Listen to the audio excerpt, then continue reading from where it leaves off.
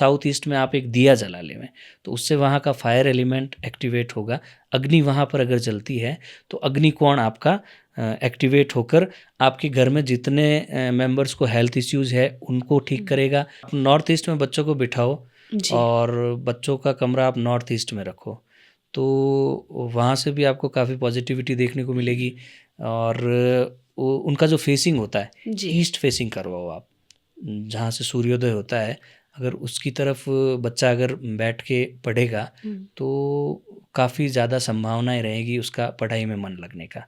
उस घड़े के साथ में विवाह करके उसको फोड़ दिया जाता है, तो जी कहते हैं कि आपका एक विवाह वहाँ हो गया। हाँ तो अब आप जिसके साथ में विवाह कर रहे हैं वो दूसरा है, तो द्विविवाह जिसकी लाइफ में सेकंड मैरिज के चांसेस रहते हैं, तो वहाँ वो दोष कट गया। तो इस तरह से उसकी रेमेडीज़ की जाती। अगर वो नहीं करेंगे तो 7th हाउस आपका अफेक्टेड होगा। प्लैनेट्स कौन से वहाँ अब उसकी दृष्टि पड़ रही है, मंगल अगर फर्स्ट हाउस में है, 7th हाउस में है, आपकी कुंडली में, आपकी लाइफ पार्टनर की कुंडली में, तो अफेक्ट करेगा। साउथ ईस्ट में प्रॉपर किचन नहीं होना। साउथ ईस्ट जो होता है वो फायर एलिमेंट का प्लेस होता है, तो वहाँ फायर प्लेस्ड होनी ज़रूरी मतलब है। पश्चिम उत्तर दक्षिण दक्षिण पूर्व, उत्तर, हाँ दक्षिण दक्षिण पूर्व, पूर्व, ठीक दक्षिण है ना। पूर्व, सॉरी। और जो नॉर्थ ईस्ट है जी वहाँ अक्सर किचन या टॉयलेट जिस इंसान के घर में होगा उस घर में आपको कैंसर पेशेंट मिलेगा। ऐसा हो जाएगा, वैसा हो जाएगा, ये हो जाएगा, मंगल यहाँ बैठा है तो वो हो जाएगा, वो ऐसा कुछ नहीं। मंगल कहीं तो बैठेगा ना। कुंडली के 12 भाव है, जी उसमें 5 भाव में मंगल कहीं बैठता है तो आप मांगलिक होते हैं। जी तो अब मंगल कहीं न कहीं तो बैठेगा। हाँ तो आपको इतना डरा दिया जाता है कि नहीं, नहीं मंगल बैठा है, आप मांगलिक है, ये हो जाएगा, वो कुछ नहीं है।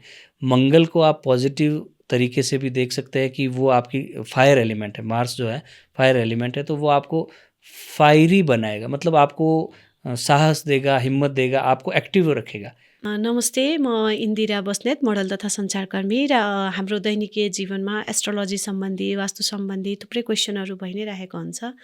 आज हजुरहरूको यिनै सबै क्वेसनहरूको लागि एउटा भनौँ छोटो मिठो तरिकाले एउटा सानो इन्टरभ्यू लिएर आएको छु। आज मेरो साथमा कार्यक्रममा हुनुहुन्छ एस्ट्रोलोजर पङ्कज शर्मा।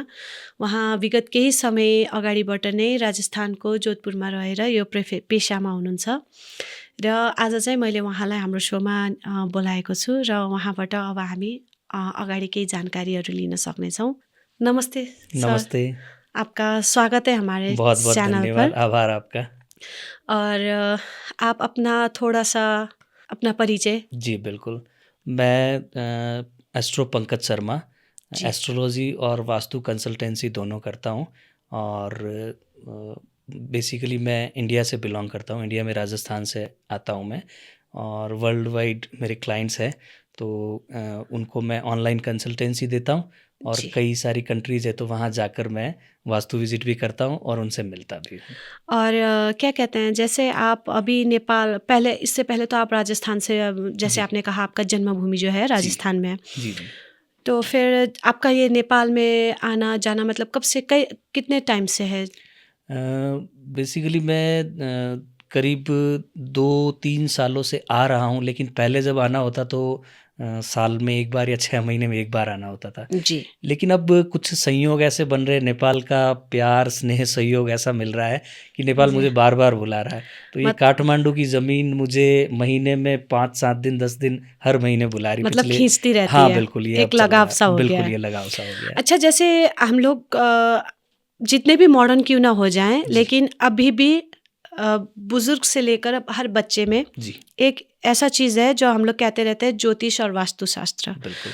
तो आज क्या आप हमको बता सकते हैं एग्जैक्ट ज्योतिष क्या है और वास्तुशास्त्र क्या है? बिल्कुल। बेसिकली दोनों में डिफ़रेंस ये है कि ज्योतिष जो है जी वो एस्ट्रोलॉजी एक साइंस हो गया, कुंडली से रिलेट करते हैं उसको अपन।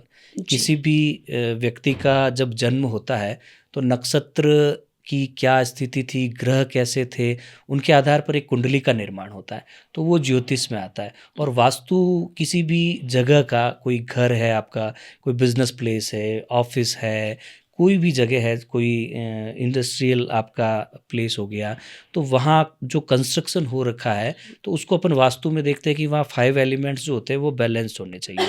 तो वास्तु के हिसाब से दोनों में मेजर डिफरेंस ये हुआ कि एस्ट्रोलॉजी तो आपको ग्रहों और नक्षत्र के बारे में बताएगी और वास्तु आपको 5 एलिमेंट्स के बारे में बताएगी। तो डेली लाइफ में वास्तुशास्त्र का क्या इम्पोर्टेंस है हम लोगों के? डेली लाइफ में वास्तुशास्त्र को ऐसा देखा जाएगा कि 5 तत्वों का बैलेंस होना बहुत ज़रूरी है। कोई भी इंसान का जो जीवन होता है वो डिपेंड करता है वास्तु के ऊपर इतना ज़्यादा कि आप जिस घर में रह रहे हैं वहाँ से आपको कैसी एनर्जी मिलती है, आप जिस ऑफिस में बैठकर वर्क कर रहे हैं वहाँ से आपको कैसी एनर्जी मिल रही है। तो उस एनर्जी के हिसाब से आपकी लाइफ रहेगी। आपको आपका जो पोटेंशियल है, आप जो कुछ भी कर रहे हैं उसका आउटपुट कैसा मिल रहा है वो वास्तु के ऊपर बहुत ज़्यादा डिपेंड करेगा। क्योंकि एनर्जी अच्छी है किसी प्लेस की तो आप उसी हिसाब से काम करेंगे और एनर्जी नहीं होगी तो आपको रिजल्ट्स भी वैसे मिलेंगे। अच्छा, क्या हम आपके क्वालिफिकेशन के बारे में जान सकते हैं? जी बिल्कुल। क्यों? Basically I am an advocate. जी, मैं लॉयर हूँ बैंकिंग और इंश्योरेंस कंपनीज का। तो जी। उस प्रोफेशन से मैं एक्सीडेंटली इधर आ गया। हाँ, तो मेरा ऐसा था कि कहीं ना कहीं मैं थ्योरी ऑफ रीइंकार्नेशन में बिलीव करता हूँ कि जी। पिछले जन्मों में कोई चीज़ जो छूट गई थी वो इस जन्म में आपको आकर मिलती है।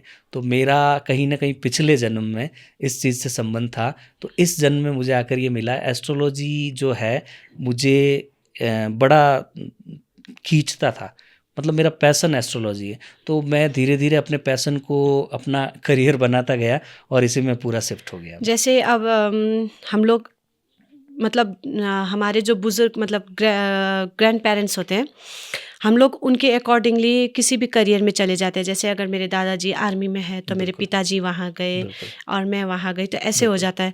तो आपके फैमिली में ऐसा कोई था जिससे आप इंस्पायर होकर एस्ट्रोलॉजर बनने तक का सफ़र आपने तय किया? जी, बिल्कुल। मेरे दादाजी एस्ट्रोलॉज़र थे, मेरे मदर फ़ादर दोनों गवर्नमेंट सर्विसेज़ में हैं। तो जी।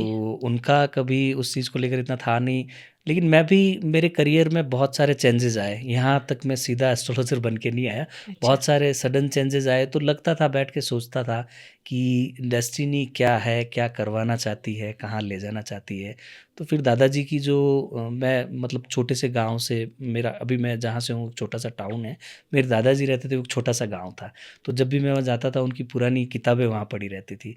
तो उनको वो मुझे बड़ी फ़ैसिनेटिंग लगती थी, मुझे वो खींचती थी। तो मैं उनको देखता था, समझता था। 1-2 बार ट्राई किया पर समझ में नहीं आया, वापस रखा, फिर और देखा। तो मेरे दादाजी एस्ट्रोलॉज़र थे, वहाँ से कहीं न कहीं मुझे वो इन्फ्लुएंस मिली। अच्छा, जैसे हम लोगों को कहा जाता है कि रत्न अपने राशि के अकॉर्डिंग धारण करना चाहिए। जैसे अगर आप मेष राशि हो तो मूंगा पहनो, मीन राशि हो तो नीलम पहनो, या फिर आप किसी और राशि से हो तो पोखराज पहनो। तो आपको क्या लगता है, मतलब ये सारी जो चीज़ें हैं या ये सारी जो बातें हैं, ये लाइक एक सही है या फिर जस्ट? नहीं, बिल्कुल सही नहीं है। मैं इससे बिल्कुल आपको उल्टी बात करूँगा। जी। राशि रत्न जो भी होते हैं, वो राशि के हिसाब से नहीं धारण किए जाते। बहुत सारे लोग क्या करते हैं कि पहना देते हैं और सामने वाला व्यक्ति धारण भी कर लेता है, क्योंकि वो उस चीज़ को जानता नहीं है।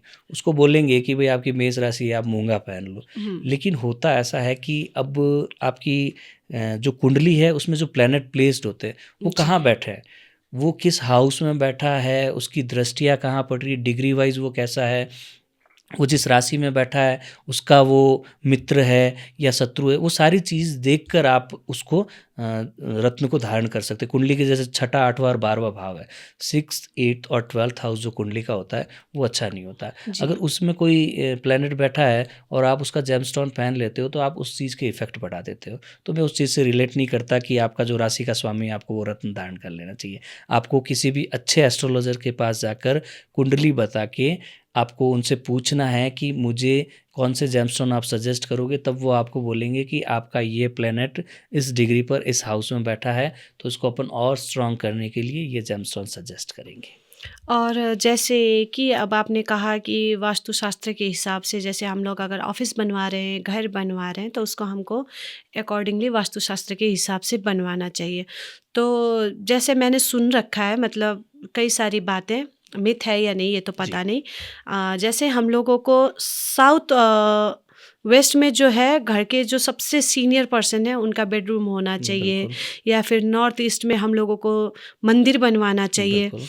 तो ये सारी चीज़ें भी मिथ है या ट्रू है। नहीं, ये सारी चीज़ें बिल्कुल आपने सही कही हैं, क्योंकि किसी भी जगह का जो वास्तु होता है ना, तो जी। उसमें अलग-अलग एलिमेंट्स होते हैं। तो फायर एलिमेंट्स है, वहाँ आपको फायर प्लेस्ड करना होगा, वाटर एलिमेंट है, वहाँ आपको वाटर प्लेस्ड करना होगा। तो जैसे आपने सुना है कि नॉर्थ ईस्ट, ईशान कोण जिसको बोलते हैं, हाँ जी। वहाँ पूजा का स्थान होना चाहिए। तो वो क्या है कि जल का स्थान है और देवता का स्थान है।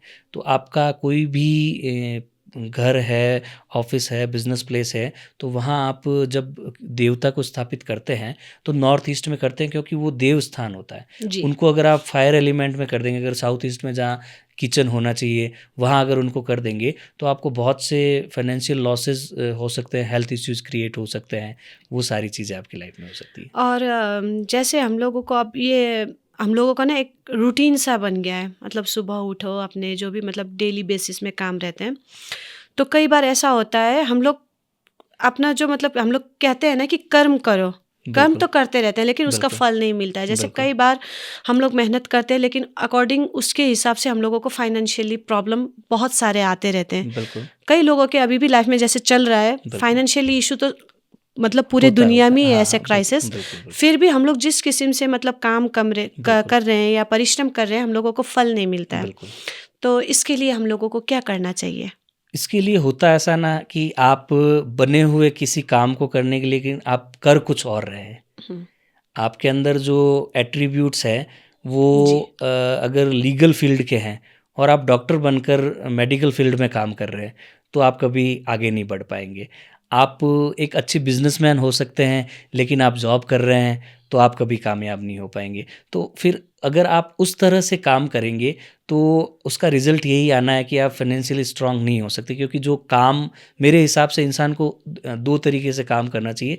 एक जो आपको अच्छा लगता है, जिस जी, काम के लिए आप बने हैं। दूसरा, आपकी कुंडली बता रही है कि ये काम आपको करना चाहिए। कुंडली में वैसे प्रोफेशन का जो 10th हाउस होता है, जी, उसको देखा जाता है, उसमें कौन सा प्लैनेट प्लेस्ड है, वहाँ कौन सी दृष्टियाँ पड़ रही है। जैसे कि आप फाइनेंशियली जो पूछ रही हैं कि बहुत सारे क्राइसिस होता है, लोग परेशान होते हैं, तो उसके लिए कुंडली के लिए दूसरा जो भाव होता है वो धन का भाव होता है। किसी भी जातक की, किसी भी व्यक्ति की आप कुंडली देखेंगे, तो उसमें जो सेकंड हाउस होगा वो धन का भाव होगा। तो अगर वहाँ पर कोई ऐसे प्लैनेट की, मैलेफिक प्लैनेट की दृष्टि पड़ रही है, वो वहाँ उस हाउस को अफेक्ट कर रहा है, तो उसको फाइनेंशियल क्राइसिस होंगे। फिर देखा जाता है सिक्स्थ हाउस, छठा भाव। जी। छठा भाव जो होता है वो कुंडली में ऋण, रोग और शत्रु का भाव होता है। तो अगर वहाँ कोई ऐसा मैलेफिक प्लैनेट है, उसकी दृष्टि पड़ रही है, या कोई दोष बन रहा है, या जैसे सूर्य चंद्र के साथ ग्रहण दोष बनाता है, गुरु और राहु साथ में आते हैं तो चंडाल दोष बनता है। जी। तो ऐसे कोई दोष बनते हैं, तो उससे क्या होगा कि ऋण, रोग, शत्रु का भाव अफेक्ट होगा, तो ऋण बढ़ेगा। तो ऋण बढ़ेगा तो आप क्या करोगे कि एक ऋण के लिए दूसरा ऋण लोगे, दूसरे को हुँ, देने के लिए तीसरा आप लोगे। तो ये जो लॉन्स का ये चलता रहता है, वो डेब्ट आपको कभी ऊपर नहीं आने देगा, तो फाइनेंशियल क्राइसिस वहाँ से आपको ज़्यादा तो होगा। कंटिन्यूली हाँ, ये वो होता कंटिन्यू होगा। रहेगा। फिर तीसरा भाव अपन देखेंगे कि 11वां भाव कुंडली का।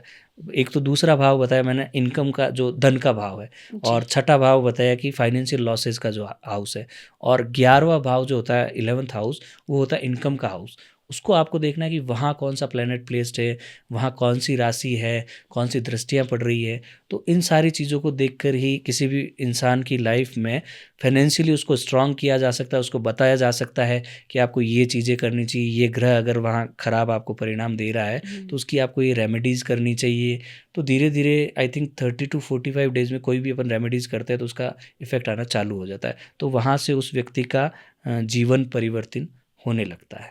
तो आपके कहने का मतलब ये है जैसे मुझे बिज़नेस में इंटरेस्ट है, लेकिन बिल्कुल, बिज़नेस करने से पहले मुझे बिल्कुल, एक बार अपनी कुंडली के अकॉर्डिंग मुझे कौन-सा बिज़नेस सूट करेगा ये बिल्कुल। दिखाना ज़रूरी है और ये जानना भी ज़रूरी है। बहुत ज़्यादा ज़रूरी। आप देखेंगे कि जितना बड़ा बिज़नेसमैन होगा ना, जी, कहते हैं कि millionaires don't believe in astrology but billionaires do. जी। तो जो जितना ज़्यादा बड़ा बिज़नेसमैन होगा, उसकी लाइफ तो एस्ट्रोलॉजी और वास्तु के इर्द-गिर्द घूमेगी। वो अपनी लाइफ के हुँ, मेजर डिसीजंस कुंडली के प्लैनेट के ट्रांजिट के हिसाब से लेगा, कि कौन सा प्लैनेट अभी ट्रांजिट में कहाँ प्लेस्ड है, उसके जो एस्ट्रोलॉजर्स होंगे, उनसे वो टाइम टाइम पे, ये जैसे आप हेल्थ चेकअप करवाते हैं ना, जी, बिल्कुल उसी तरह का है। रूटीन। तो हाँ, रूटीन चेकअप आप जैसे 3 से 4 महीने में अपनी हेल्थ का चेकअप करवाते हैं कि आपका ट्राइग्लिसराइड बढ़ा हुआ है या नहीं है, आपके सीआरपी लेवल तो नहीं बढ़ हाँ, गया है, तो वो सारी चीज़ें जाननी हेल्थ के लिए ज़रूरी है ना। वैसे आप अगर बिज़नेस करते हैं, जॉब करते हैं, आपको लाइफ में सक्सेसफुल होना है, आगे बढ़ना है, ग्रोथ करना है, तो आपको आपकी कुंडली की जो ट्रांजिट है, वो टाइम टाइम पे आप किसी अच्छे एस्ट्रोलॉजर से चेक करवाएं, तो वो आपको गाइड करेंगे। कई बार होता है कि बुरा होना होता है तो भी वो आपको जी। बताएंगे कि ये चीज़ आपको नहीं करनी, अभी कहीं इन्वेस्टमेंट नहीं करना है तो वो आपको बोल देंगे, अभी कहीं ट्रैवल नहीं करना है हुँ, तो वो आपको बोल देंगे। कई बार होता है कि मंगल की जैसे प्लेसमेंट अच्छी नहीं है तो एक्सीडेंट होने के चांसेस रहते हैं, तो उस स्थिति में एक अच्छा एस्ट्रोलॉजर आपको बता सकता है कि इस टाइम में आपको ट्रैवल नहीं करना है। तो इसका मतलब अगर अब मुझे कुछ भी करना होगा तो मैं डायरेक्ट आपसे पूछ सकती हूँ मेरी जी, कुंडली बिल्कुल। के अकॉर्डिंग बिल्कुल, मैं बिल्कुल ये और करूँ या पूछना ना भी करूँ? चाहिए। मतलब जी, ये एक साइंस है, जी। ये कोई अंधविश्वास नहीं है। एस्ट्रोलॉजी जो है हुँ, एस्ट्रोलॉजी के लिए कहते हैं कि astrology is a language where the, sky speaks to you. तो मतलब आप आसमान से बात करते हैं, ये एक विज्ञान है। जी। हमारे जो ऋषि मुनि थे, उन्होंने इस विज्ञान को लिखा है, जाना है और इसको प्रयोग भी उन्होंने किया। तो ये एक प्रामाणिक चीज़ है। ज्योतिष जो है कोई अंधश्रद्धा नहीं है, कि अंधश्रद्धा आज के टाइम में बना दिया है, उल्टी सीधी रेमेडीज बताते हैं। आजकल जी। आप देखेंगे रील्स जो चलती है, हाँ, कोई भी कुछ भी बोल लेता है उसमें, और मतलब बड़ी अजीब अजीब बातें करते हैं और जी। वो लोग फॉलो भी करते हैं और फिर कहते हैं कि रिजल्ट नहीं मिला। अरे हाँ, आप अच्छे एस्ट्रोलॉजर्स के पास जाओ, अच्छी चीज़ें आप जानो, पॉजिटिव एस्ट्रोलॉजी की तरफ आप जाओ। वो जी। नेगेटिव एस्ट्रोलॉजी है कि इसमें आपने टॉयलेट में आपने ये कोल्ड ड्रिंक डाल दिया तो आपका राहु अच्छा हो हाँ, जाएगा। 1 मिनट मैंने आपकी जी, बात को थोड़ा-सा बिल्कुल, कट किया। बिल्कुल, जैसे बिल्कुल, हम लोग अभी देख रहे हैं ट्रेंड में बिल्कुल, आ गया है, बिल्कुल, मतलब बिल्कुल, रील जो भी बिल्कुल, डालते रहते हैं, बिल्कुल, या आप तेज पत्ते को ऐसे बिल्कुल, जलाकर फेंक दो तो आपके बिल्कुल, फाइनेंशियल प्रॉब्लम बिल्कुल, जो भी है हट बिल्कुल, जाएँगे, बिल्कुल, या फिर आप किसी के बिल्कुल, कोई इत्र लेकर आओ, ये गले बिल्कुल। पर लगाओ, ये लगाओ। हाँ, हाँ। कई मतलब कई सारे ऐसे बिल्कुल, बिल्कुल, अनसुनी या बिल्कुल, अंधविश्वास टाइप के बातें बिल्कुल, आते हैं। तो वो सारे रील अभी भी जो ट्रेंड में बिल्कुल, होते भी हैं, और कई मतलब कई सारे लोगों ने तो इसको बिल्कुल। इस्तेमाल हाँ, भी करते किया है। करते हैं, बिल्कुल।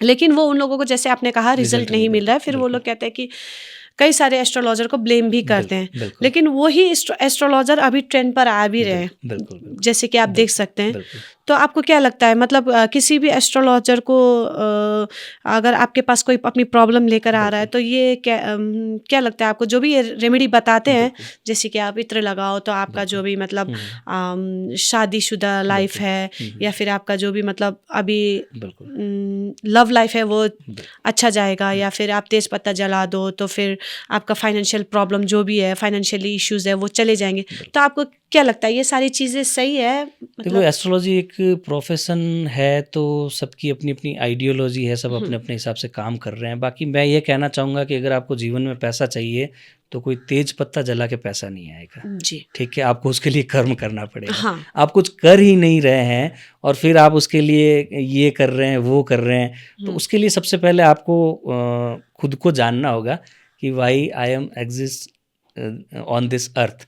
मेरा अस्तित्व इस धरती पे क्या है, मैं जी। क्या करने के लिए आया हूँ। आपको समझ में आता है, ठीक, नहीं तो आप एक अच्छे एस्ट्रोलॉजर के पास जाए, वो आपको बताएगा कि आपको जीवन में करना क्या है। आप कर्म करेंगे तो आपके पास में पैसा आएगा, रेमेडीज़ करके नहीं आएगा। वो बोलते हैं ना, कॉर्नोलेक्सा हाँ, आप कर लीजिए, ऐसा हो जाएगा, वैसे हो जाएगा, वो कुछ नहीं होने वाला। तो तो उसके लिए आपको कर्म करना पड़ेगा।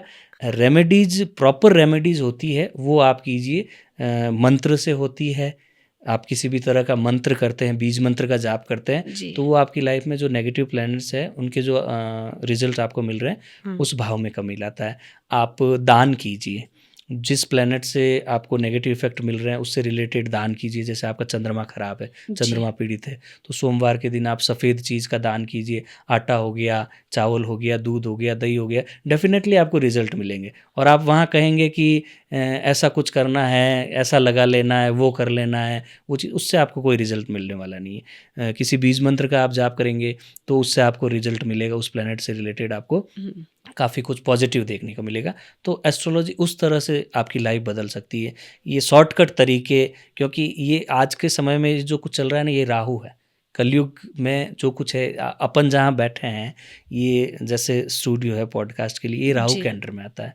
तो राहु ओवरनाइट सक्सेस देता है किसी भी इंसान को। तो ऐसे जो रील्स जो आते हैं उनको रातों रात प्रसिद्धि भी मिलती है, लेकिन जी। रातों रात चली भी जाती है। तो आप देखेंगे कि जितने बड़े-बड़े ओवरनाइट सक्सेस जो लेते हैं जो लोग, वो सब राहु की इन्फ्लुएंस वाले होते हैं। तो जैसे वो आती है वैसे वो चली जाती है। तो के अरे जसरी हजुरहरूले अघि नै सुनिसक्नुभयो होइन, उहाँले हामीलाई भन्नुभयो हामीले युट्युबमा अहिले धेरै नै यस्तो रिल्सहरू देखिरहेको हुन्छौँ। हामीलाई चाहिँ फाइनेन्सियली इस्यु भयो भन्दैमा या स्वास्थ्य सम्बन्धी कुनै पनि इस्यु भयो भन्दैमा हामीले विभिन्न किसिमको उपायहरू भनौँ एउटा एक किसिमको अजीब जति पनि हामीलाई सिकाइएको हुन्छ हामीले त्यो अप्नाइरहेका हुन्छौँ, त्यो चाहिँ नअप्नाइदिनु होला। हामीलाई हेल्थको लागि जसरी हामी डक्टरकोमा फलो गरिराख्छौँ, त्यसरी नै हामीले एउटा आफ्नो भनौँ करियरको बारेमा केही पनि जान्नु छ भने हामीले एउटा असल र राम्रो एस्ट्रोलोजरलाई चाहिँ पछ्याउनु पर्ने नै हुन्छ। यो चाहिँ सत्यता हो र यहाँहरूलाई अरू पनि यस्तै जानकारीहरू मैले दिने नै छु र अगाडि चाहिँ हाम्रो कार्यक्रम अगाडि नै बढिरहेको छ। तो अभी जैसे हम लोगों का एक ऐसा टाइम आ गया है, जो जी। भी मतलब मैरिज रिलेशनशिप है या फिर बिल्कुल। लव लाइन है, ठीक है। मतलब कुछ दिनों तक टिकता है, फिर हुँ, उसके बाद में वही इंसान हम लोगों को अच्छा नहीं लगता है, बिल्कुल। या फिर हम अभी क्योंकि ज़्यादातर लोग क्या हो गए, पहले औरतें घर पर रहती थी बिल्कुल, और जो भी मतलब मर्द होते थे वो घर से बाहर कमाने के लिए जाते थे, बिल्कुल, और अभी क्या हो गया, औरतें भी सेल्फ डिपेंडेंट हो गई है, बिल्कुल, जिनकी बिल्कुल, वजह से दोनों काम के लिए बाहर जाते हैं, तो थोड़ा बहुत मनमुटाव कहीं ना कहीं आ जाता है, बिल्कुल, और जिस मनमुटाव की वजह से रिलेशन थोड़ा सा डगमगा जाता है, यहाँ तक कि वो लोग अलग भी हो जाते हैं। बिल्कुल। तो आपको क्या लगता है, मतलब इस चीज़ में भी ज्योतिष का कुछ मतलब हम लोग अगर अकॉर्डिंग ज्योतिष के थ्रू जाए या वास्तु के हिसाब से जाए तो हमारा क्या वो रिलेशन बच सकता है? हाँ, बिल्कुल बहुत फ़र्क पड़ता है। एस्ट्रोलॉजी के अकॉर्डिंग अगर आप देखिए तो जो आपकी कुंडली का 7th हाउस है, जी। वो मैरिज का हाउस है, स्पाउस का हाउस है। तो जी। वहाँ अगर फर्स्ट हाउस में ऐसा कोई मैलेफिक प्लैनेट जैसे राहु, केतु, सैटर्न कोई बैठा है, उसकी पूर्ण दृष्टि अगर वहाँ पड़ रही है, तो एक तो वो हो गया। एक 7th हाउस में अगर ऐसा कोई प्लैनेट बैठा है, तो उसका मैलेफिक इफ़ेक्ट आता है। तो अपन देख सकते हैं जब ऐसे व्यक्ति का जब विवाह होता है, जी। आपकी कुंडली में आप देखेंगे कि ये प्लेसमेंट है, तो आप जब विवाह करने जा रहे हैं तो पहले उस जो जो भी आप जिस पंडित के पास जा रहे हैं तो एक घट विवाह होता है, तुलसी विवाह होता है, कोई वृक्ष से, जैसे राजस्थान में हमारे खेजड़ी होती है, तो हाँ। खेजड़ी से विवाह करते हैं, यहाँ नेपाल में भी हाँ, वृक्ष से होता है करते होंगे। आँख से। हाँ, तो आँख से होता है, अर्क विवाह बोलते हैं हाँ उसको। जी। तो उस घड़े के साथ में विवाह करके उसको फोड़ दिया जाता है। तो जी। कहते हैं कि आपका एक विवाह वहाँ हो गया। हाँ। तो अब आप जिसके साथ में विवाह कर रहे हैं वो दूसरा है। तो द्विविवाह जिसकी लाइफ में सेकंड मैरिज के चांसेस रहते हैं, तो वहाँ वो दोष कट गया। तो इस तरह से उसकी रेमेडीज़ की जाती है। अगर वो नहीं करेंगे तो 7th हाउस आपका अफेक्टेड होगा। प्लैनेट्स कौन से वहाँ अब उसकी दृष्टि पड़ रही है। मंगल अगर फर्स्ट हाउस में है, 7th हाउस में है, आपकी कुंडली में, आपकी लाइफ पार्टनर की कुंडली में, तो अफेक्ट करेगा। कई बार होता है ना कि मंगल सामने वाले की कुंडली में, लेकिन अपनी कुंडली में अगर वैसा नहीं है तो क्लैशेस होंगे। तो वो क्लैशेस फिर एक टाइम बाद में सेपरेशन करवाएंगे। तो ये देखा जाता है। तो अक्सर ये है कि आप जब भी विवाह कर रहे हैं तो अपने लाइफ पार्टनर को साथ में रहने से पहले आप अच्छे एस्ट्रोलॉजर से कंसल्ट करके आपकी कुंडली का 7th हाउस अगर आप चेक करवा ले तो कंपेटिबिलिटी आपको पता चल जाएगी कि आपका लाइफ पार्टनर आपके साथ कैसा रहेगा। तो काफ़ी हद तक बोल सकते हैं कि डिवोर्स रेट है जो कम जी। हो जाए। और क्या कहते हैं, जैसे अब ये हेल्थ इश्यूज़ हो गया। जी, हम लोग वास्तु के हिसाब से घर बनाते बहुत ही कम बिल्कुल, है। बिल्कुल, तो जैसे हम लोगों को कहा जाता है अगर वास्तु के हिसाब से घर नहीं बना हो, बिल्कुल। मतलब जिस कमरे को या जिस चीज़ को जहाँ होनी चाहिए अगर वो चीज़ वहाँ ना हो, तो घर के सबसे सीनियर पर्सन को वो जैसे हेल्थ में इश्यू आ जाते हैं, फिर फाइनेंशियली इश्यूज आ जाते हैं, पढ़ाई में धीरे धीरे करके मतलब वो टर्न बाय टर्न सब में आते रहते हैं। तो ये सारी चीज़ें में, ये सारी बातों में कितनी सारी सच्चाइयाँ हैं? मैं आपके आज के इस पॉडकास्ट के माध्यम से सबको ये बोलना चाहूँगा, पूरे नेपाल को ये बोलना चाहूँगा, जो मैंने यहाँ सबसे बड़ी प्रॉब्लम देखी है, साउथ ईस्ट में प्रॉपर किचन नहीं होना। साउथ ईस्ट जो होता है वो फायर एलिमेंट का प्लेस होता है, तो वहाँ फायर प्लेस्ड होनी ज़रूरी मतलब है। पश्चिम उत्तर, दक्षिण दक्षिण पूर्व, उत्तर, हाँ दक्षिण दक्षिण पूर्व, पूर्व, ठीक दक्षिण है ना। सॉरी। और जो नॉर्थ ईस्ट है जी। वहाँ अक्सर किचन या टॉयलेट जिस इंसान के घर में होगा उस घर में आपको कैंसर पेशेंट मिलेगा। और यहाँ मैंने सबसे ज़्यादा देखा है ये कि नॉर्थ ईस्ट में किचन या टॉयलेट है। तो आप सर्वे कर लेना, आप कैंसर हॉस्पिटल से डेटा उठा लेना और कैंसर पेशेंट्स है उनके घर अगर आप जाकर देखती हैं तो नॉर्थ ईस्ट में आपको किचन या टॉयलेट मिलेगा ही मिलेगा। तो इससे एक बहुत बड़ी प्रॉब्लम सॉल्व हो सकती है। एक ऐसी बीमारी है बहुत गंदी बीमारी, कैंसर की बीमारी। जी। मैं कैंसर बता रहा हूँ, कैंसर से छोटी बीमारियां भी हो सकती है, पर कैंसर जैसी बीमारी तक वो नॉर्थ ईस्ट का किचन या टॉयलेट आपको देता है। सिर्फ उसकी ही कोई रेमेडी नहीं, सारी रेमेडीज़ हो जाएगी आपके घर में, बिजनेस प्लेस में, कोई चीज़ इधर की उधर है, सारी रेमेडी हो जाएगी। नॉर्थ ईस्ट के किचन और टॉयलेट की कोई रेमेडी नहीं है। तो उसको आप बहुत जल्दी, जितना जल्दी हो सके बंद कर लेवें। साउथ ईस्ट में आप वहाँ पर गैस का जो बर्नर है वो जला लेवें। वो नहीं होता है तो साउथ ईस्ट में आप एक दिया जला लेवें, तो उससे वहाँ का फायर एलिमेंट एक्टिवेट होगा। अग्नि वहाँ पर अगर जलती है तो अग्निकोण आपका एक्टिवेट होकर आपके घर में जितने मेंबर्स को हेल्थ इश्यूज़ है उनको ठीक करेगा। फाइनेंशियल लॉसेस जो हो रहे हैं, अननेसेसरी लॉसेस, आपको पता ही नहीं चलता, आज पैसा आया है, आज शाम को जाने का रास्ता ढूंढ लेगा। और हॉस्पिटल से रिलेटेड खर्चे होंगे, अननेसेसरी खर्चे होंगे, वो वास्तु का इम्बैलेंस होने के कारण होता है। तो ये बहुत ज़रूरी है। फिर इसके बाद आप देखेंगे कि साउथ वेस्ट में अगर घर का हेड जो है उसका बेडरूम है तो वो बहुत ऑस्पिशियस होता है। अगर वो दूसरी जगह पे सोते हैं तो भी प्रॉब्लम होती है। तो ये हेल्थ और फाइनेंस और इन सारी चीज़ों को देखा जाए तो वास्तु के हिसाब से बहुत कुछ हम अपने जीवन में बदलाव ला सकते हैं। और एक छोटा सा मैं आपको बता देता हूँ, आपके वीडियो के माध्यम से मैं बोलना चाहता हूँ। आपको लगता है घर का वास्तु ठीक नहीं है, जी। आप किसी वास्तुशास्त्री को नहीं बुला सकते, कोई बात नहीं। आपको सिर्फ ये करना है कि आपके घर को एक बार डिक्लटर कर दीजिए। आपके घर में जो इधर-उधर पड़ा है उसको, इस चीज़ को इधर, इस चीज़ को उधर रखें, तो भी आपको बहुत ज़्यादा फ़ायदा हो रिप्लेस कर जाएगा। दें। हाँ, क्योंकि कई बार ऐसा होता है ना कि जो सेंटर पॉइंट है आपका घर का, जिसको जी। ब्रह्म स्थान बोलते हैं, वो वास्तु पुरुष की नाभि होती है। कहते हैं कि वास्तु पुरुष जब सोते हैं तब एक वास्तु का निर्माण होता है। तो जी। वहाँ आपने कोई भारी चीज़ रख दी तो कई बार ब्लॉकेजेज़ आएँगे, आपकी लाइफ में आपके काम रुक जाएँगे। कई सारी ऐसी दिक्कतें, अननेसेसरी प्रॉब्लम्स आपको देखने को, फेस करने को मिलेगी आपकी लाइफ में। तो वहाँ भी आपको फ़ायदा होगा। जैसे नॉर्थ ईस्ट है वो थोड़ा खाली होना चाहिए, हल्का होना चाहिए। वहाँ आपने कुछ भारी सामान ले जाकर रख दिया, तो आप जब डिक्लटर करेंगे तो उस सामान को क्या पता आप उस टाइम हटा देवें, तो वो जगह खाली हो जाएगी। साउथ वेस्ट है वो थोड़ा भारी होना चाहिए। तो ये सारी चीज़ें वास्तु को अगर आप बैलेंस नहीं कर सकते, वास्तुशास्त्री को नहीं बुला सकते, तो आप कम से कम ये करें, घर को कुछ टाइम बाद डिक्लटर करें।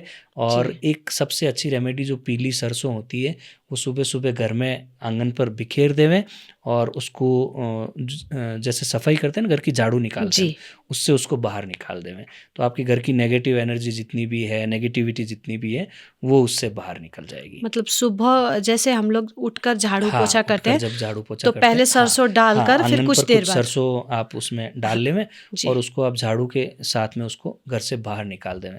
तो उससे आपके घर का ऑरा क्लींस होगा और नेगेटिविटी जितने तरह की रहेगी वो उसके साथ में बाहर जाएगी। और जैसे कि कई बार हम लोग अब्रॉड के लिए ट्राई करते हैं बिल्कुल, और काम होते भी रुक बिल्कुल, जाता है, बिल्कुल, क्योंकि ऐसा ज़्यादातर होता ही रहता है। फिर हम बिल्कुल। लोग सोचते हैं अरे ये मेरे किस्मत में नहीं था, हुँ, या फिर ये नहीं था, या फिर पैसे अटक गए, या फिर बिल्कुल, ये हो गया वो हो गया, मतलब कोई ना कोई एक बिल्कुल, ना एक बहाना तो मिल ही जाता है। बिल्कुल, तो इसमें भी जो ज्योतिष है या बिल्कुल, वास्तु है, बिल्कुल। तो इसका भी हाथ रहता है इस हाँ, चीज़ों में बिल्कुल भी। रहता है। इसके लिए मैं ज्योतिष में और वास्तु में, दोनों में आपको अलग-अलग चीज़ बताऊँगा। जी। पहले अपन वास्तु की बात करते हैं। जी। तो वेस्ट डायरेक्शन होता है वो फुलफिलमेंट का डायरेक्शन है। जी। आप अगर विदेश जाना चाहते हैं तो एक सिंपल सी छोटी-सी आपको रेमेडी करनी है, बिना पैसे की रेमेडी है। आपको कहीं किसी के पास जाने की ज़रूरत नहीं है। जी। आपके पॉडकास्ट के माध्यम से आज मैं सबको ये बताना चाहूँगा कि आपको घर का वेस्ट डायरेक्शन देखना। बीच में खड़े हो जाइए, घर के सेंटर पॉइंट में खड़े होके जी। देखिए कि वेस्ट कहाँ आ रहा है।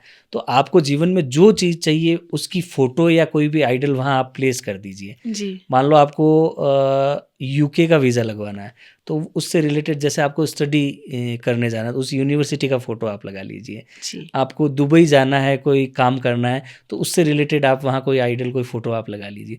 वेस्ट फुलफिलमेंट का डायरेक्शन होता है, कुछ समय बाद अपने आप ऐसी संभावनाएँ बनेंगी कि आपकी वो इच्छा पूरी होगी, क्योंकि मैनिफेस्टेशन जो होता है वो कई बार वेस्ट से अपन जोड़ कर देखते हैं। तो वेस्ट में आप जो भी प्लेस्ड करेंगी वो चीज़ आपके साथ में होगी। दूसरा, एस्ट्रोलॉजी के हिसाब से अगर देखा जाए तो कुंडली का जो 12th हाउस होता है, 12वां भाव, वो विदेश का भाव होता है। जी। आपकी कुंडली को आप किसी अच्छे एस्ट्रोलॉजर को चेक करवाएं, वो आपको बताएगा कि आपके 12वें भाव में कौन सा प्लैनेट प्लेस्ड है, तो उसके हिसाब से भी विदेश जाने के योग है या नहीं है। फिर देखा जाएगा कि आपका जो लॉर्ड ऑफ द एसेंडेंट लग्नेश किसी का 12वें भाव में जाता है, तो वो विदेश जाके काम करता है तो ही वो जीवन में सफल होता है। उसने जहाँ जन्म लिया है वो पूरी ज़िंदगी वहाँ निकाल देगा, लेकिन नहीं होगा। तो विदेश में उसको बहुत ख्याति मिलती है, बहुत उसका नाम होता है, सारा सब कुछ उसको विदेश की धरती से मिलता है, अगर आपका लॉर्ड ऑफ द एसेंडेंट लग्नेश 12वें भाव में है तो। जी। तो ये जानना ज़रूरी है। फिर वहाँ प्रॉब्लम अगर आपको आ रही है, कोई ऐसा प्लैनेट है जिसके हिसाब से रुकावट आ रही है, तो वो एस्ट्रोलॉजर आपको उसकी रेमेडी बताएगा कि उस प्लैनेट से रिलेटेड आप ये दान करो, उससे रिलेटेड बीज मंत्र का जाप करो। जैसे मंगल वहाँ है तो आप हनुमान जी के मंदिर में सैटरडे को जाकर सिंदूर और चमेली का तेल चढ़ाओ। अगर वहाँ जी। केतु का प्लेसमेंट है तो आप एक काम करो, कुत्ते को आप फीड करवाओ। घर पे अगर आप पाल सकते हो तो बहुत अच्छा, नहीं तो जो स्ट्रे डॉग्स है उनको आप रोटी बिस्किट ब्रेड जो भी आप खिला सकते हो सैटरडे को वो खिलाओ, रोज़ खिलाओ तो और अच्छा। क्योंकि जो प्लैनेट्स हैं उनके इफ़ेक्ट अगर आपको अच्छे करने हैं तो आप जी। अच्छे काम करोगे तो वो आपसे वैसे ही खुश होंगे प्लैनेट्स। और हम लोग जब आजकल ना थोड़ा मॉडर्न ज़माना हो गया है, बिल्कुल और हम लोग बच्चों के लिए पढ़ने के लिए एक स्टडी रूम अलग से बनवा देते हैं। बिल्कुल उसी हिसाब से उसको पेंट बिल्कुल करवाते हैं, हर एक बिल्कुल चीज़ करते हैं। फिर भी बिल्कुल कई बार ऐसा होता है बच्चे पढ़ते तो है, बिल्कुल लेकिन मतलब रिजल्ट अच्छा नहीं आता है। बिल्कुल अब एग्ज़ाम आ गया, बच्चे हम लोगों को नज़र आते हैं कि पढ़ते रहते हैं, लेकिन एंड पर जाकर हम्म, वही पेपर उन लोगों का बिगड़ जाता है। बिल्कुल तो जैसे मैंने अपने बुजुर्गों से सुना है, इस पर भी वास्तु का बहुत हाँ बहुत इफ़ेक्ट फ़र्क होता पड़ता है। है। आप नॉर्थ ईस्ट में बच्चों को बिठाओ जी। और बच्चों का कमरा आप नॉर्थ ईस्ट में रखो, तो वहाँ से भी आपको काफ़ी पॉजिटिविटी देखने को मिलेगी। और उनका जो फेसिंग होता है, जी। ईस्ट फेसिंग करवाओ आप, जहाँ से सूर्योदय होता है अगर उसकी तरफ बच्चा अगर बैठ के पढ़ेगा तो काफ़ी ज़्यादा संभावनाएं रहेगी उसका पढ़ाई में मन लगने का। एक तो ये चीज़ हुई। दूसरी आप एक चीज़ और कर सकते हो, बच्चे का मन अगर इधर उधर ज़्यादा जा रहा है, पढ़ने में लग नहीं पा रहा है, तो उसकी जो स्टडी टेबल है उसके ऊपर आप एक मोर पंख रख सकते हो, तो उससे भी काफ़ी फ़र्क पड़ेगा। तीसरी एक चीज़ आप और कर सकते हो, क्योंकि जो विद्या के कारक होते हैं जी। वो बृहस्पति होते हैं, जुपिटर। जी। तो आपका बच्चा जहाँ पढ़ता है उसकी स्टडी टेबल पर हल्दी की आप साबुत गांठ रखो, तो वहाँ से भी आपको लगेगा कि बच्चे का पढ़ने में मन लग रहा है और पॉजिटिव रिजल्ट्स आपको मिल रहा है। सूखी हुई गांठ या फिर सूखी हुई सूखी साबुत हुई, गांठ जो जी। हल्दी की होती है वो आप रखो, तो उससे भी आपको उसमें काफ़ी पॉजिटिव चेंजेस देखने को मिलेंगे। तो अगर हम लोगों को हमारे करियर में रुकावट आ रही है, जी या फिर मतलब किसी भी हमारे काम पर रुकावट आते, बिल्कुल। वैसे तो आती जाती हाँ रहती हाँ, है, ऑब्स्टेकल्स आती रहती है तो इंसान की लाइफ में। अगर करियर में भी हम लोग अपने मतलब सोचे हुए अगर हमारे काम पूरे नहीं हो रहे हैं, बिल्कुल। कोई रुकावट या अड़चने आ रही है, तो उसके लिए हम लोग क्या कर सकते हैं? उसके लिए आपको ये करना है ना कि आपको देखना है कि आपका करियर का जैसे 10th हाउस है, प्रोफेशन का हाउस, दसम भाव देखा जाता है, और अगर आप बिजनेस कर रहे हैं तो 7th हाउस देखा जाता है। जी। वहाँ कौन से प्लेनेट प्लेस्ड है उसके हिसाब से आपको रेमेडीज़ करनी है। आपको जेमस्टोन के बारे में सजेस्ट किया जाएगा जी। कि ये जेमस्टोन आप पहनिए, इतने रत्ती का, इतने कैरेट का आपको पहनना है, जी। इस जी। इस डे को आपको इसको पहनना है। तो वो करने से भी काफ़ी आपको पॉजिटिव रिजल्ट्स मिलेंगे। आपको बीज मंत्र का जाप करना है, आपको इस से रिलेटेड दान करना है, तो वहाँ भी आपको पॉजिटिव रिजल्ट्स में करियर को देखने को मिलेंगे। और सबसे अच्छा मैं आज आपको एक उपाय बता रहा हूँ, तो वो करियर के लिए भी बहुत अच्छा है, आपकी लाइफ की ग्रोथ के लिए भी बहुत अच्छा। ओवरऑल मतलब आपको जीवन में अगर आगे बढ़ना है तो जी। आप स्वर को जानें। आपका जो नॉस्ट्रल्स होते हैं, जी। 2 नाड़ी 3 नाड़ी होती है। एक तो सूर्य नाड़ी, राइट नॉस्ट्रल से अगर आपको सांस ज़्यादा आता है तो जी। वो सूर्य नाड़ी होती है, और लेफ्ट से ज़्यादा आता है तो वो चंद्र नाड़ी होती है, और दोनों से बराबर आता है साथ में तो वो सुषुम्ना है। तो आप कोई भी काम करने के लिए जा रहे हैं, कोई अच्छी बड़ी मीटिंग के लिए कोई अपॉर्चुनिटी आपको मिल रही है, किसी भी अच्छे काम के लिए जा रहे हैं, तो आप देखें कि राइट नॉस्ट्रल आपका एक्टिवेट होना चाहिए, सूर्य नाड़ी आपकी चल रही, उस समय आप निकलें। सीधा पैर घर के बाहर रखें और राइट नॉस्ट्रल्स। जब आपको लगता है कि आप कुछ चैरिटी करने जा रही हैं या आप ऐसा काम करने जा रही है, समाज सेवा को कोई काम है, मतलब इमोशंस से जुड़ा हुआ है, ठीक है ना। चंद्रमा जैसे चंद्र नाड़ी है जी। तो चंद्रमा मन का कारक है, तो उस तरह के कोई काम आपको करने हैं तो आप लेफ्ट नॉस्ट्रल्स देख सकती है कि उसकी चंद्र नाड़ी ज़्यादा चल रही है, तो उस समय काम करें। दोनों जब साथ में चलते हैं, कई बार ऐसा समय होता है कि दोनों साथ में चलते हैं, तो वो सुषुम्ना होती है, उस समय आप आध्यात्मिक हो जाएं। आप पूजा करें, आप जिस किसी भी डेटी को जिस भगवान में आप विश्वास करते हैं, जिस रूप में आप पूजा करते हैं, तो आप उनकी पूजा करें, भक्ति करें। उस समय वो बिल्कुल मंदिर चले जाएँ। जी। हाँ, वो आपके लिए सबसे अच्छा रहेगा। तो ये अगर आप देखना सीख गए, जानना सीख गए, आप महसूस करने लग गए कि सूर्य नाड़ी चल रही है और मैंने देखा है, मतलब आप किसी भी इंटरव्यू के लिए जा रहे हैं, किसी मीटिंग के लिए जा रहे हैं, किसी के साथ आप टाई अप कर रहे हैं, उसके लिए जा रहे हैं, कोई भी नया काम करने के लिए जा रहे हैं, अच्छा काम करने के लिए, तो सूर्य नाड़ी आप देख कर जाएँ। तो आपको 30 से 45 दिन अगर आप ऐसा करेंगे तो लाइफ में बहुत सारे मेजर चेंजेस आपको देखने को मिलेंगे। तो ये आपके साथ में होगा। बहुत सारा फ़र्क पड़ता है इन चीज़ों का। और एक आप हमेशा देखना कि आप घर के बाहर निकल रहे हो तो उसमें सीधा पाँव रख रहे हो या उल्टा पाँव रख रहे हो। तो जितनी बार हो सके आप सीधा पाँव रख कर निकलें।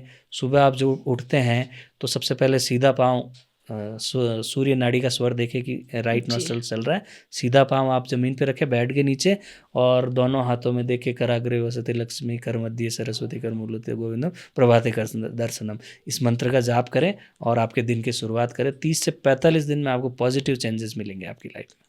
और हम लोग ना ज़्यादातर राशियों को मानते हैं जो बिल्कुल, डेली बेसिस पर बिल्कुल, आया करते हैं, बिल्कुल, कभी बिल्कुल। यूट्यूब पर, टिकटॉक पर, हम्म, या फिर जैसे हम लोग क्या कहते हैं उसको, पत्रिका ठीक है। जो भी पढ़ रहे होते हैं, तो उसमें जो डेली बेसिस पे आज आपका दिन ऐसा जाएगा बोल के जो बिल्कुल, राशिफल लिखा होता है, बिल्कुल, बिल्कुल। तो कई बार ऐसा होता है जो राशिफल लिखा होता है वो हम लोगों की खुद की ही राशि से मैच नहीं ठीक होता है। है।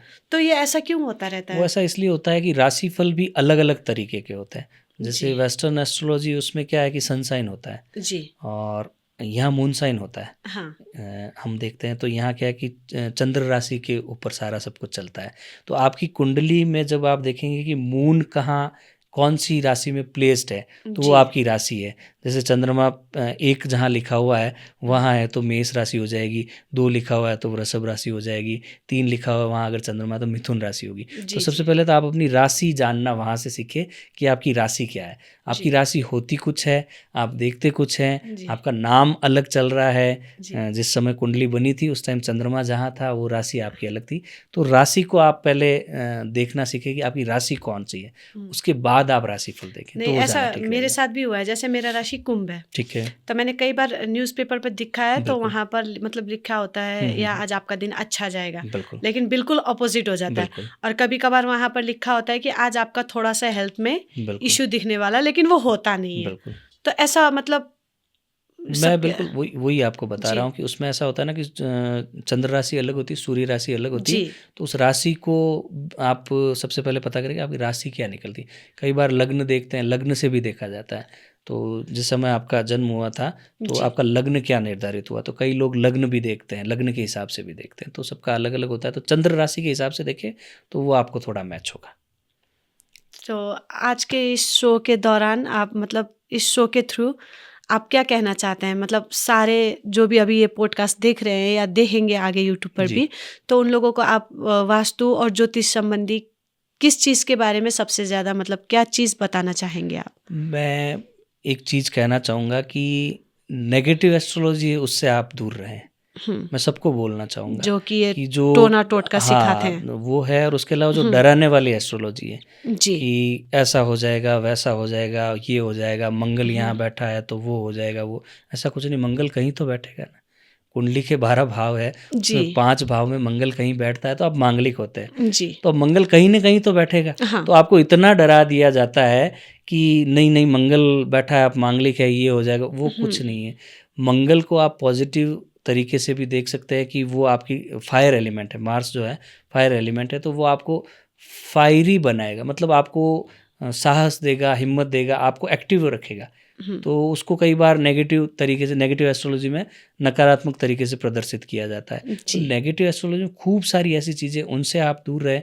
पॉजिटिव एस्ट्रोलॉजी को आप एक्सेप्ट करें। शॉर्टकट तरीके हैं उनको आप छोड़ देवें। जी। ओवरनाइट सक्सेस आपको कभी नहीं मिलेगी जीवन में। जी। एक प्रोसेस चलेगा, संघर्ष आएंगे जीवन में, बड़े-बड़े एस्ट्रोलॉजर्स की मैंने कुंडली देखी, सॉरी एस्ट्रोलॉजर्स नहीं, बड़े-बड़े लोगों की, सेलिब्रिटीज़ जी। की, पॉलिटिशियंस की, उनकी मैंने कुंडली देखी है। उनकी लाइफ में मतलब 6th, 8th या 12th हाउस अफेक्टेड रहते हैं, बहुत सारे दोष होते हैं। वो राजयोग से नहीं बनते, वो जी। दोष से बनते हैं। उनकी लाइफ में उन्होंने इतना स्ट्रगल किया है हुँ, कि आज जहाँ बैठे हैं वो उस स्ट्रगल की वजह से है। हुँ, जिस इंसान की कुंडली में सारे ग्रह अच्छे होंगे ना, वो कुछ नहीं करेगा, सुबह उठेगा, खाना खाएगा, काम पे चला जाएगा, घर हुँ, आएगा, टीवी देखेगा, सो जाएगा। उसकी लाइफ जी। में इसके अलावा कुछ नहीं है। तो आपकी लाइफ में अगर संघर्ष आते हैं, परेशानियाँ आती है, तो आप ये सोचिए कि उसने आपको चुना है, उस ईश्वर ने आपको चुना है। वो आपसे बहुत कुछ चाहता है कि आप जीवन में आगे बढ़ें। हुँ, सारे संघर्षों से आप आगे बढ़ते हुए जो आपके जीवन में आप बनना चाहते हैं वो हुँ, बने, और इस सोसाइटी से आपने जो लिया है वो आप वापस दें उस समाज को। आप जो चीज़ें फेस करते आए हैं तो कम से कम उन चीज़ों को आप वापस दें कि अ, ये चीज़ आपको नहीं करनी, ऐसे हुँ। करना है, इस तरीके से आपको चलना है। तो एक देने का भाव आप हमेशा रखें। तो मैं बस आज यही कहना चाहूँगा कि पॉजिटिव एस्ट्रोलॉजी की तरफ ध्यान दें। जीवन में प्रॉब्लम आती है तो अच्छे एस्ट्रोलॉजर के पास अपनी कुंडली लेकर जाएँ, उससे पूछें और टाइम टाइम पे सजेशंस लेते रहें कि लाइफ में ग्रोथ कैसे करनी है, क्या करना है। तो उससे आपके जीवन में आप सुख समृद्धि लेकर आ सकते हैं। और जैसे अब ये पॉडकास्ट तो नेपाल के थ्रू हो रहा है, बिल्कुल, तो नेपाल में अगर आपको कोई भी अगर आपसे मिलना चाहे, बिल्कुल। तो वो आपको कैसे संपर्क कर सकता है? नेपाल कॉन्टैक्ट में कैसे करें? मैं महीने में 10 दिन अवेलेबल रहूँगा। जी, पहले मैं काफ़ी टाइम बाद आता था, पर जी। अब ऐसा हो रहा है कि बहुत सारा प्रेम, स्नेह, सहयोग मिल रहा है नेपाल से जी, कि जी। काठमांडू की ज़मीन मुझे यहीं रखना चाह रही हुँ, है, लेकिन सब जगह मुझे जाना पड़ता है। हाँ। तो कभी 2 दिन जैसे दिल्ली के क्लाइंट्स होते हैं, उनसे मिलना है, 2-3 दिन मुंबई जाना होता है, 2-3 दिन बैंगलोर जाना होता है, अलग-अलग स्टेट्स में, तो वो भी रहता है। तो सब जगह संभव नहीं हो पाता कि हुँ, एक समय पूरा एक जगह दे दिया जाए। हुँ। पर मेरी कोशिश ये रहेगी कि महीने के 10 दिन मैं यहाँ अवेलेबल रहूँगा, जी, और कोई भी अगर संपर्क करना चाहता है तो मेरा कॉन्टैक्ट डिटेल्स मिल जाएगी, वेबसाइट मिल जाएगी, नंबर मिल जाएगा, जी, वहाँ से वो संपर्क कर सकते हैं। उनको टाइम दे दिया जाएगा। जी, हाथों-हाथ तो संभव होगा नहीं, जी, जब जी। उनको अपॉइंटमेंट के हिसाब से टाइम दे दिया जाएगा, उस समय अवेलेबल जो स्लॉट अवेलेबल रहेंगे, हुँ, उसके हिसाब से उनसे संपर्क करके उनके लाइफ की जो प्रॉब्लम्स हैं उनका सॉल्यूशन किया जाएगा। और मैं ये विश्वास दिलाता हूँ कि आने वाले समय में मुझे वास्तु को लेकर यहाँ बहुत कुछ करना है। जी। कुंडली तो कोई मेरे पास में आएगा, मैं उसकी कुंडली देख पाऊँगा, लेकिन हुँ, मैं इस माध्यम से वास्तु से रिलेटेड बहुत सारी ऐसी चीज़ें जो होनी चाहिए या नहीं होनी चाहिए, वो बता के मैं यहाँ पर बहुत बड़ा बदलाव लेकर आऊँगा, ये हुँ। मुझे पूरा विश्वास है। यहाँहरूले सुनि नै सक्नुभएको छ होइन, उहाँ चाहिँ अब राजस्थानबाट बिलङ गर्नुहुन्थ्यो। विगत केही समयबाट हाम्रो नेपालमा आएर पनि एस्ट्रोलोजी र वास्तु सम्बन्धी जानकारी प्लस समस्याहरू समाधान गर्दै आइ नै राख्नुभएको छ। र यदि उहाँलाई कन्ट्याक्ट गर्न या भेट्न चाहनुहुन्छ भने यहाँहरूले हाम्रो स्क्रिनमा दिएको नम्बरमा कन्ट्याक्ट गर्न पनि सक्नुहुनेछ। र जसरी उहाँले अघि भनिसक्नु भएको छ, महिनामा 10 दिन चाहिँ उहाँले नेपाललाई दिने गर्नुभएको छ भने बाँकीको 20 दिन चाहिँ उहाँले आफ्नो परिवार लगायत इन्डियामा रहनुहुने सम्पूर्ण आफ्नो भक्तजनहरूलाई, आफ्नो मित्रहरूलाई दिने गर्नुभएको छ। सो यदि हजुरहरूले उहाँलाई पनि कन्ट्याक्ट गरेर आफ्नो वास्तु सम्बन्धी समस्यालाई हटाउन चाहनुहुन्छ र आफ्नो आउने आगामी दिनहरूमा भविष्य सम्बन्धी जानकारीहरू लिन चाहनुहुन्छ भने हाम्रो स्क्रिनमा दिएको नम्बरमा कन्ट्याक्ट गरेर उहाँलाई भेट्न सक्नुहुनेछ। यहाँहरूको दिन शुभ रहोस्, मङ्गलमय रहोस्। हस्त, धन्यवाद।